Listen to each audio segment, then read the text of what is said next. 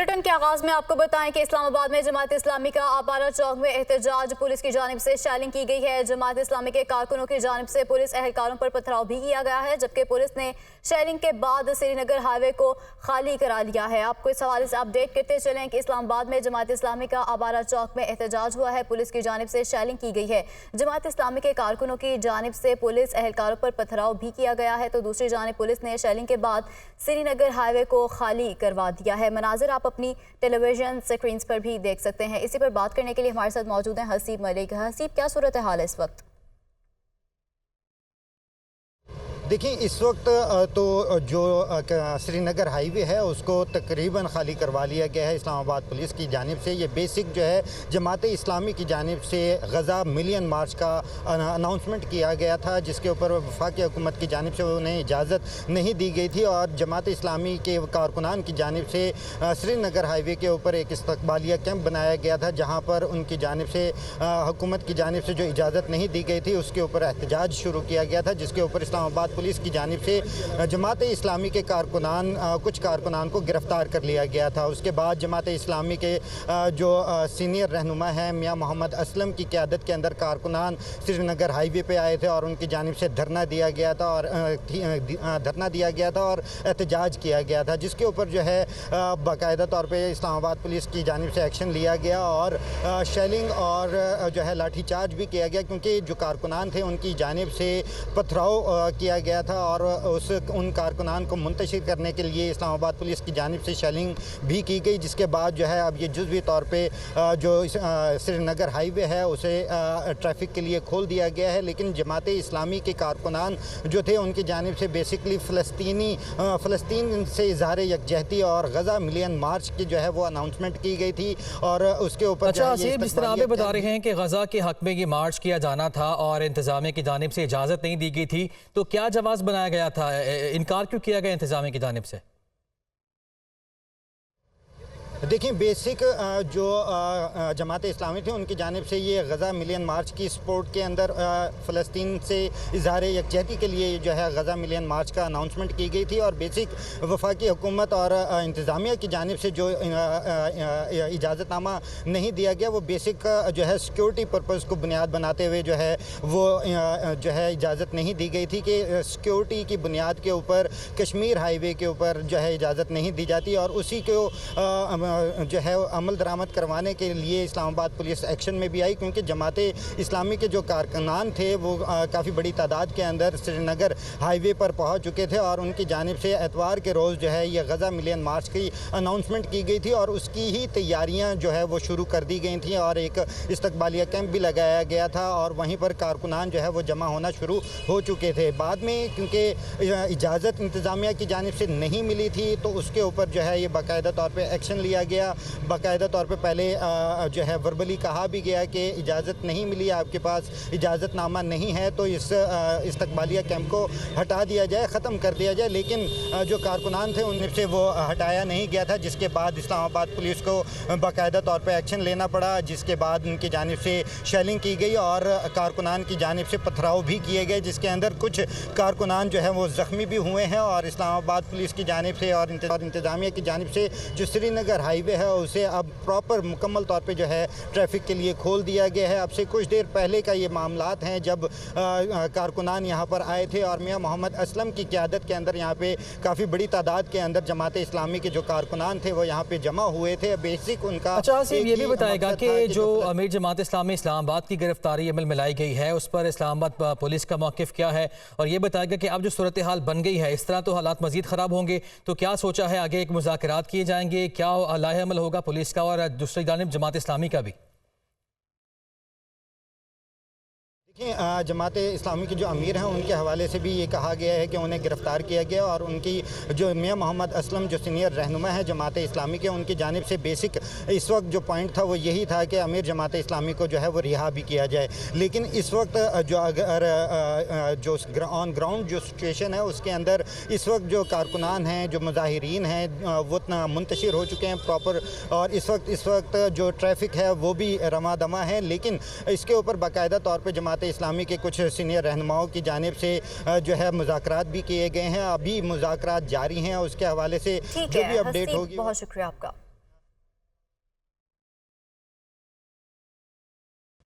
दूसरी जानिब इसराइल गजा को सफ़ाई हस्ती से मिटाने पर तुल गया है। इसराइली फौज गजा में दाखिल हो चुकी है। तबाहकुन बमबारी से मजीद 300 फलस्तीनी शहीद हो गए हैं, जबकि शहीद फलस्तीनियों की तादाद 7,500 से तजावुज़ कर गई है। 21,000 से ज़ायद जख्मी हो गए हैं, जबकि शहदा में 3,000 के करीब बच्चे और 1,700 से ज़ायद ख़वातीन शामिल हैं। गजा में हर तरफ तबाही के ही मनाजिर हैं। रिहायशी इमारतें खंडरात में तब्दील हो चुकी हैं।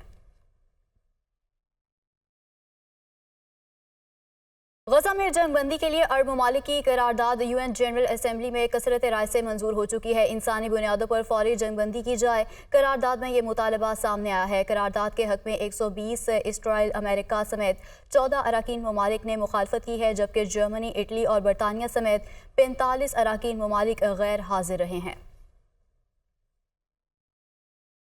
जमात इस्लामी का इसराइली जाहियत के खिलाफ कल एहतजाज का ऐलान सामने आया है। सिराजुल हक कहते हैं कि आलमी इदारे मुसलमानों के कत्लेआम पर खामोश हैं।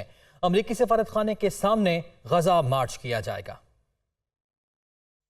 ज़मीनी हमला शुरू हुआ है और ख़दशा यही है कि ज़मीनी हमले के नतीजे में कई गुना ज़्यादा लोग कत्ल हुए होंगे, शहीद हुए होंगे, लेकिन फिर भी दुनिया खामोश है। अमेरिका इस सारे गंदे खेल में शामिल है। सलामती कौंसिल में अमेरिका ने करारदाद वेटो किया है। बैनुल अक़वामी इंसानी हुकूक के अलंबरदार तंजीमें भी खामोश है। मुसलमान हुक्मरानों को जो एक्शन लेना चाहिए था, मिलकर लाएअमल ऐलान करना चाहिए था, लेकिन मैं देखता हूँ कि कब्रिस्तान की तरह खामोशी है। इन हालात में जमात इस्लामी ने कल इस्लामाबाद में अमेरिका के सफारत खाने के सामने गजा मार्च का ऐलान किया है। आखिर ये करबला हम देख रहे हैं और हम मुनाफिकत की खामोशी हमने इख्तियार की है। सुप्रीम कोर्ट में नैब तरामीम के खिलाफ इंट्रा कोर्ट अपील समाअत के लिए मुकर्रर कर दी गई है। 31 अक्टूबर को चीफ जस्टिस की सरबराही में लार्जर बेंच समाअत करेगा, जबकि आइंदा हफ्ते प्रिंसिपल सीट पर 5 बेंच मुकदमात की समाअत करेंगे। Supreme court principal seat Islamabad के लिए आइंदा हफ्ते की कॉज लिस्ट और जजेस रोस्टर जारी कर दिया गया। प्रिंसिपल सीट पर 5 बेंचेस मुकदमात की समाअत करेंगे। बेंच 1 चीफ जस्टिस काजी फाइज ईसा, जस्टिस अथर मिनल्ला और जस्टिस अमीनुद्दीन पर मुश्तमिल होगा। चीफ जस्टिस काजी फाइज ईसा की सरबराही में लार्जर बेंच नैब तरामीम फैसले के खिलाफ वफाकी हुकूमत की इंट्रा कोर्ट अपील पर समाअत 31 अक्टूबर को करेगा। Justice Aminuddin, justice Jamal Khan, justice Athar Minallah, justice Hasan Azhar Rizvi larger bench का हिस्सा होंगे, जबकि फैजाबाद धरना नजरसानी केस की समाअत 1 नवंबर और 90 रोज में इंतखाबात कराने से मुतालिक केस की समाअत 2 नवंबर को होगी। आइंदा हफ्ते बेंच 2 में जस्टिस सरदार तारिक मसूद, जस्टिस याया आफरीदी और जस्टिस आयशा मलिक होंगे। Bench 3 justice Ejazul Ehsan, justice मुजाहिर Ali Akbar Naqvi और जस्टिस मोहम्मद अली मजहर पर मुश्तमिल होगा। बेंच 4 में जस्टिस मंसूर अली शाह, जस्टिस जमाल खान और जस्टिस हसन अजहर रिजवी शामिल होंगे। Bench 5 justice Munib Akhtar, justice Shahid Waheed और जस्टिस मुसर्रत हलाली पर मुश्तमिल होगा। उधर इस्लामाबाद हाई कोर्ट में अदलिया मुखालिफ तकारीर के इल्ज़ाम में साबिक वज़ीर आज़म नवाज शरीफ के खिलाफ दायर तौहीन अदालत की दरख्वास्त समाअत के लिए मुकर्रर हो गई। Chief justice Islamabad high court 15 नवंबर को समाअत करेंगे। तफसील के लिए इस्लामाबाद से रिपोर्ट देखिए। नवाज शरीफ के खिलाफ अदलिया मुखालिफ तकारीर पर तौहीन अदालत दरख्वास्त समाअत के लिए मुकर्रर। Chief justice Islamabad high court 15 नवंबर को केस सुनेंगे। अदालत ने फरीकैन को नोटिस जारी कर दिए। साबिक वज़ीर आज़म नवाज शरीफ के खिलाफ मकामी शहरी अदनान इकबाल ने तौहीन अदालत की दरख्वास्त दायर की थी। दरख्वास्त में नवाज शरीफ के खिलाफ 2018 के बयानात पर तौहीन अदालत की कार्रवाई की इस्तदा की गई है। मुस्लिम लीग नून के सदर शहबाज शरीफ से चेयरमैन सेनेट सादिक संजरानी की मुलाकात हुई है। दोनों रहनुमाओं का मुल्की सूरत हाल और बाहमी दिलचस्पी के अमूर पर तबादला ख्याल हुआ है। सादिक संजरानी ने 21 अक्टूबर को कामयाब जलसे और नवाज शरीफ की अपीलों की बहाली पर मुबारकबाद भी पेश की है, जबकि सादिक संजरानी ने 16 माह की मखलूद हुकूमत की रियासत को बचाने के लिए खिदमात को भी सराहा है। मजीद क्या डिटेल्स हैं ये जान लेते हैं। हसन रजा हमारे साथ मौजूद हैं। हसन, बताइएगा मुलाकात का अहवाल। जी बिल्कुल, साबिक वज़ीर आज़म और पाकिस्तान मुस्लिम लीग नून के सदर मियां मोहम्मद शहबाज शरीफ से चेयरमैन सेनेट सादिक संजरानी की मुलाकात हुई। दोनों रहनुमाओं ने मुल्की सूरत-ए-हाल और बाहमी दिलचस्पी के अमूर पर तबादला ख्याल किया। सादिक संजरानी ने 21 अक्टूबर को कामयाब जलसे और नवाज शरीफ की अपीलों की बहाली पर मुबारकबाद पेश करते हुए कहा कि नवाज शरीफ की पाकिस्तान वापसी ایک خوش آئند عمل ہے اور صادق سنجانی نے 16 ماہ کی مخلوط حکومت کی ریاست کو بچانے کے لیے خدمات کو بھی سراہا۔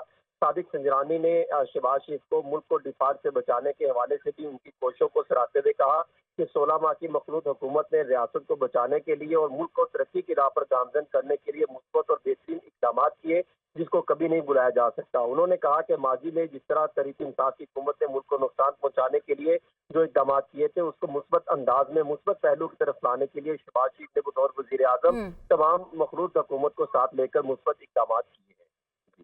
ٹھیک ہے، بہت شکریہ آپ کا۔ تو دوسری جانب نگران وزیر اعلیٰ پنجاب کا غازی روڈ سٹاپ فیروز پور روڈ کا اچانک وزٹ کیا گیا ہے۔ نگران وزیر اعلیٰ نے غازی روڈ سٹاپ پر کوڑا کرکٹ کے ڈھیر کو دیکھ کر گاڑی رکوائی، جبکہ نگران وزیر اعلیٰ پنجاب محسن نقوی نے بیچ چوک میں کوڑا کرکٹ کے ڈھیر کو دیکھ کر شدید برہمی کا اظہار کیا ہے۔ مزید کیا تفصیلات ہیں یہ بتائیں گے لیاقت انصاری۔ جی لیاقت۔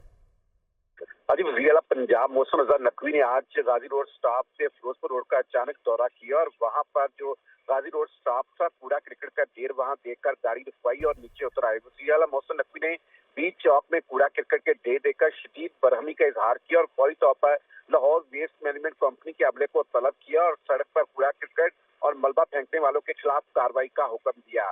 نگران وزیر اعلیٰ نے LWMC کو کوڑا کرکٹ اٹھانے کی ہدایت کی اور کہا کہ سڑکوں پر ملبہ اور کوڑا کرکٹ پھینکنے والوں کے خلاف بلا امتیاز کارروائی کی جائے۔ شہر میں صفائی کے انتظامات کو بہتر بنانے کی بھی ہدایت کی۔ تو یوں جو بیچ چوراہے لوگ اپنے گھروں کا ملبہ یا پھر کوڑا کرکٹ پھینک دیتے ہیں، اس معاملات پر انہوں نے سخت برہمی کا بھی اظہار کیا اور اس حوالے سے جو ہے لاہور ویسٹ مینجمنٹ کمپنی کو بھی ضروری اقدامات کی ہدایت کی۔ ٹھیک ہے، بہت شکریہ آپ کا۔ مسلم لیگ نون کے رہنما جاوید لطیف نے کہا ہے کہ نواز شریف کو ہٹانے سے پاکستان کی معیشت کو ڈبو دیا گیا۔ فاسٹ ٹریک انصاف ملنے پر لاڈلا کہا جا رہا ہے۔ ووٹ کو عزت دو کا بیانیہ آئین کے احترام میں تھا۔ انہوں نے کہا کہ ماضی میں نون لیگ کی قیادت کو جھوٹے کیسز میں پابند سلاسل کیا گیا۔ وہ لاہور میں نیوز کانفرنس کر رہے تھے۔ اگر مجھے انصاف مل جائے تو پھر آپ مجھے لاڈلا کہتے ہو؟ نواز شریف کو تاحیات نااہل کر کے پاکستان کی معیشت کو ڈبو دیا گیا۔ 450 لوگ جو پاناما میں تھے، آف شور کمپنیوں میں تھے، کیا نواز شریف کی کوئی آف شور کمپنی نکلی؟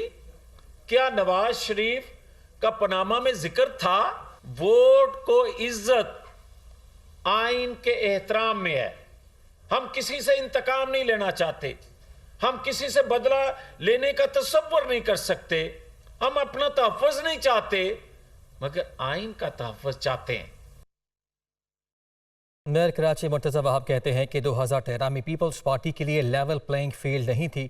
تمام سازشوں کے باوجود ہم نے حکومت بنائی۔ لوگ کارکردگی کی بنیاد پر ووٹ دیتے ہیں۔ انہوں نے کہا کہ ہمیں نفرت کی سیاست ترک کر کے لوگوں کو جوڑنا ہے۔ تنقید کی سیاست کرنے والوں کو کام کر کے جواب دیں گے۔ وہ کراچی میں نیوز کانفرنس کر رہے تھے۔ انہوں نے کیا کہا، آئیے دیکھتے ہیں۔ ہم نے 2013 میں لیول پلینگ فیلڈ نہیں تھی، لیکن ہمیں 2013 میں ان تمام سازشوں کے باوجود اس صوبے میں حکومت بنائی، کیونکہ لوگوں کے سامنے یہ چیز بڑی واضح ہے کہ کون کام کرتا ہے، کون کام نہیں کرتا، کہ نفرتوں کی سیاست کو ہمیں ترک کرنا ہے، لوگوں کے دلوں کو جوڑنا ہے، لوگوں کو ساتھ بٹھانا ہے۔ وہ لوگ جو تنقید کی سیاست کرتے ہیں، جو تضحیق کی سیاست کرتے ہیں، ان کو اپنے کام کے ذریعے ہم جواب دے سکیں۔ اب خبر آپ کو دیں، بلوچستان کے دیگر اضلاع میں بلدیاتی انتخابات کے بعد کوئٹہ میں بلدیاتی الیکشن آئندہ ماہ ہو رہے ہیں۔ طویل انتظار کے بعد ہونے والے انتخابات سے کوئٹہ کے شہریوں کو کیا امیدیں ہیں، یہ بتا رہے ہیں ابرار احمد اپنی اس رپورٹ میں۔ بلوچستان کے 33 اضلاع میں بلدیاتی انتخابات کے تمام مراحل مکمل ہونے کے بعد اب مرحلہ ہے صوبائی دارالحکومت کوئٹہ میں الیکشن کا۔ کوئٹہ کے بلدیاتی انتخابات 30 نومبر کو ہونے جا رہے ہیں۔ کوئٹہ میں گزشتہ بلدیاتی نمائندوں کی کارکردگی اور شہر کے مسائل کے حوالے سے شہریوں کا مختلف موقف سامنے آیا۔ شہریوں کا کہنا ہے کہ بلدیاتی انتخابات کا انعقاد خوش آئند ہے، لیکن ان انتخابات سے بننے والی ضلعی حکومت بااختیار ہونی چاہیے۔ لوکل باڈیز بھی آئیں گی تو وہ آج کل تو یہی ہے کہ اپنا پیٹ بھرو اور کچھ کرو، لیکن حل تو یہی ہے کہ لوکل باڈیز پہ آئے، لوکل لیول پہ آئے، چھوٹے لیول پہ آئے تو مسائل جلدی حل ہو۔ بلوچستان میں یا پاکستان میں جو لوکل باڈی گورنمنٹ بنتی ہے اس میں ان کے پاس وسائل اور نہیں ہوتے، اس کے جو وسائل ہیں وہ سارے جو ہے وہ حکومت اپنے پاس رکھتی ہے۔ اگر حکومت ان کو وسائل دے، ان کو फंड्स वगैरह मुहैया करे तो ये काफ़ी अच्छी बात है। इंशाल्लाह चेंज जाएगा। अगर कोई अच्छा खिदमतकार लोग मुंतखब हो जाएंगे, इसकी वजह से बिल्कुल ये नालियों रोडों के आवाम की थोड़ा हवा वहाँ तक पहुँचता है जो बिस्मिट्टी तक काम करने की हद तक वो करता है। सूबाई दारुल-हुकूमत कोयटा में बल्दियाती इंतखाबात के लिए कागजात नामजदगी जारी किए जाने का मरहला 30 अक्टूबर से शुरू होगा। पोलिंग 30 नवंबर जबकि नताइज का ऐलान 3 दिसंबर को किया जाएगा। एक तवील इंतजार के बाद कोयटा में बिलाखिर बल्दियाती इंतखाबात मुनक्किद होने जा रहे हैं। अब देखना ये होगा कि शहर की बेहतरी के लिए बल्दियाती नुमाइंदे क्या इकदाम उठाएंगे। कैमरामैन मोहम्मद आमिर के साथ इब्रार अहमद, दुनिया न्यूज़, कोयटा। और अभी खबर यह है कि सीटीडी दहशत गर्दी के नासूर को जड़ से उखाड़ फेंकने के लिए पुरआज़म है। इंटेलिजेंस बेस्ड ऑपरेशन के दौरान कलदम तंजीम के कमांडर कासिम अफगानी समेत 10 दहशत गर्दों को गिरफ्तार किया गया है। सीटीडी हुकाम ने बारूदी मवाद, मोबाइल फ़ोन, असलहा और नकदी भी बरामद की है। इसी बारे में रिपोर्ट कर रहे हैं मुद्दस्सिर हुसैन। ने अहम तंसीबात पर हमले की मनसूबाबंदी नाकाम बना दी। पंजाब के मुख्तलिफ शहरों में 117 इंटेलिजेंस बेस्ड ऑपरेशन। तर्जुमान सीटीडी के मुताबिक लाहौर, रहीम यार खान, बहावलपुर और सरगोदा में ऑपरेशन के दौरान 10 दहशतगर्द गिरफ्तार कर लिए गए, जबकि लाहौर से कलदम तंजीम के कमांडर कासिम अफगानी समेत 5 दहशतगर्दों को गिरफ्तार किया गया। दहशतगर्दों से बारूदी मवाद, IED बम, 3 detonator, hand grenade, mobile phone, असलहा और नकदी भी बरामद की गई। दहशतगर्दों की शनाख्त आगा नुमान, अताउर रहमान, उसामा, सदीक, शाहनवाज, सफियान, सफदर, अब्दुल हक और कासिम अफगानी के नाम से हुई। सीटीडी हुकाम के मुताबिक दहशतगर्द अहम तंसीबात पर हमले की मनसूबाबंदी कर रहे थे। रवा हफ्ते 359 कॉम्बिंग ऑपरेशन के दौरान 225 मुश्तबा अफराद गिरफ्तार, जबकि 29,991 अफराद से पूछगछ की गई। नवंबर में गंदम के इजरा पर कीमतें क्या हो सकती हैं? दुनिया न्यूज सिफारिशात सामने ले आया है। कौन से सूबे में गंदम रिलीज की कीमत क्या होगी और 10 किलो आटे का थैला कितनी कीमत पर फरोख्त होगा? तफसीलात देखते हैं इमरान अकबर की इस रिपोर्ट में। महकमा खुराक ने नवंबर के आगाज पर गंदम इजरा शुरू करने की ऑप्शन रख दी। पंजाब में गंदम की फीमन इजराई कीमत 4,300 रुपए से 4,600 रुपए रखने की सिफारिश कर दी गई। सिंध हुकूमत की गंदम की फीमन रिलीज प्राइस 4,400 रुपए से 4,600 रुपए और KP हुकूमत की फीमन इजराई कीमत 4,650 रुपए से 4,700 रुपए रखने की सिफारिश की गई है। महकमा खुराक पंजाब ने गंदम की फीमन इजराई कीमत की समरी वज़ीर आला पंजाब को भेज दी। वज़ीर आला पंजाब को इरसाल की गई गंदम की इजराई कीमत की कॉपी दुनिया न्यूज ने हासिल कर ली है। समरी दस्तावेज के मुताबिक गंदम की फीमन इजराई कीमत फिक्स करने का फैसला कबीना कमेटी के इजलास में होगा। इजलास में सरकारी गंदम की वीट रिलीज पॉलिसी 2023-24 की समरी का फैसला होगा। 4,300 रुपए फीमन की सूरत में 10 किलो आटे का थैला 1,256 रुपए में मिलेगा। जराये के मुताबिक ओपन मार्केट में 10 किलो आटे का थैला 1,350 रुपए में फरोख्त होगा। गंदम की कीमत 4,350 रुपए मुकर्रर हुई तो 10 किलो का थैला 1,274 रुपए में मिलेगा। पिछले साल सरकारी गंदम 2,200 रुपए फीमन के हिसाब से खरीदी गई थी। नई गंदम की खरीदारी इस मर्तबा 3,900 रुपए फीमन रखी गई है। नई गंदम की कीमत फरोख्त 4300 रुपए होने से 400 रुपए इजाफा होगा। सरकारी गंदम की फीमन कीमत में मजमूई तौर पर 2100 रुपए का इजाफा किया जाएगा। कहते हैं संडे हो या मंडे रोज खाओ अंडे, लेकिन रवा सीजन तो शायद ऐसा मुमकिन नहीं हो पाएगा। फैसलाबाद में अंडों की कीमत बढ़ते बढ़ते पहली बार 330 रुपए फी दर्जन तक जा पहुंची है। वजूहात क्या हैं, बता रहे हैं बिलाल अहमद अपनी इस रिपोर्ट में। पहले मुर्गी महंगी होकर आम खरीदार की पहुंच से दूर हुई और अब अंडे की बारी आ गई। गुज़श्ता साल के मुकाबले में मौसम सरमा के रवा सीजन में आगाज पर ही अंडों की फी दर्जन कीमत तारीख में पहली बार 330 रुपए जबकि देसी अंडे 520 रुपए फी दर्जन में फरोख्त किए जाने लगे हैं। फैसलाबाद की होलसेल मार्केट में अंडों के खरीदार जेबें टटोल रहे हैं, दुकानदारों से दाम में कमी का बोल रहे हैं। सबसे हमारा सबसे आसान खाना क्या था? अंडा था। अंडा भी हमारा जो है आसमान पे चढ़ गया। आम आदमी के लिए अंडे लेना मुश्किल ही हो गया बहुत।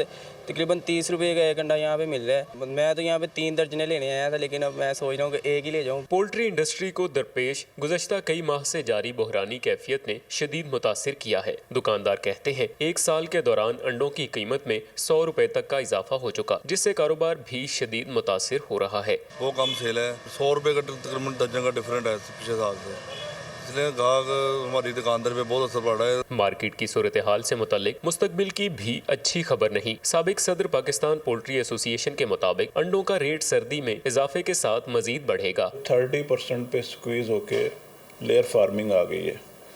اور باقی 70% لوگ جو ہیں وہ اس کام سے اس قابل ہی نہیں رہے کہ اس کو کیش پہ مینپولیٹ کر کے فیڈ ڈال سکیں اور اس کو تیار کر سکیں، جس کی وجہ سے اس سال انڈوں کی پیداوار ہے وہ بہت کم ہے۔ ابھی اس کے ریٹس جو ہیں متوقع ہیں کہ اور بڑھیں گے۔ انڈا مہنگا ہونے سے نہ صرف عام صارف بلکہ فاسٹ فوڈ کے کاروبار سے جڑے افراد بھی متاثرین میں شامل ہیں۔ دنیا میں پہلے مرغی آئی یا انڈا، یہ فیصلہ تو ابھی ہونا باقی ہے، لیکن رواں سیزن قیمتوں میں ہونے والے مسلسل اضافے نے عام آدمی کے لیے پروٹین کا یہ ذریعہ بھی تقریباً بند کر دیا ہے۔ کیمرامین صدام علی کے ساتھ بلال احمد، دنیا نیوز، فیصل آباد۔ اب خبر یہ ہے رواں برس کا دوسرا اور آخری چاند گرہن 28 اور 29 اکتوبر کی درمیانی شب یعنی آج ہوگا۔ آخری چاند گرہن پاکستان میں بھی دیکھا جا سکے گا۔ سال 2023 کا پہلا چاند گرہن 5 اور 6 مئی کی درمیانی شب ہوا تھا۔ یہ چاند گرہن رات 8:14 سے شروع ہوا اور رات 12:32 پر اختتام پذیر ہو گیا۔ اس دوران سال کا پہلا چاند گرہن رات 10:23 پر اپنے عروج پر دکھائی دیا۔ محکمہ موسمیات کے مطابق رواں برس میں ہونے والا دوسرا اور آخری چاند گرہن رات 11:02 پر شروع ہو کر رات 1:14 پر اپنے عروج پر ہوگا۔ رواں سال کا آخری چاند گرہن رات 3:26 پر اختتام پذیر ہو جائے گا۔ چاند گرہن پاکستان سمیت ایشیا، یورپ، امریکہ اور افریقہ کے مختلف ممالک میں دیکھا جا سکے۔ نیوز بولیٹن سے اب تک کے لیے اتنا ہی۔